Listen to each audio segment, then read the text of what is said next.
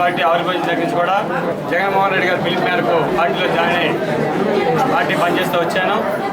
అనేక కార్యక్రమాలు ఈ కాన్స్టిట్యున్సీలో చేయడం జరిగింది.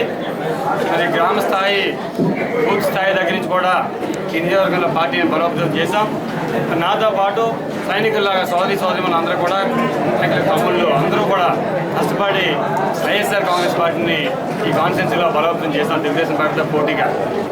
అందరికి కూడా ఈ సభాముఖంగా ఈ మీడియా ద్వారా కూడా నాకు సహకరించిన ప్రతి ఒక్కరికి ధన్యవాదాలు తెలుపుతున్నాను. మరి ఇటువంటి సందర్భంలో పార్టీలో కొన్ని బాధాకర నిర్ణయాలు జరగడం జరిగింది.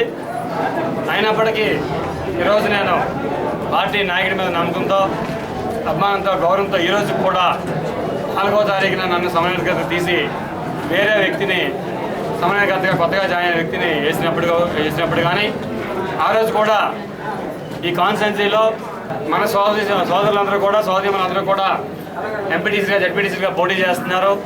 ఈ ప్రజలు ఎదురుగట్టడం ఇది జరుగుతుండగా మరలా అయిన తర్వాత నాయకుడిని జగన్మోహన్ గారికి వెళ్ళడం జరిగింది.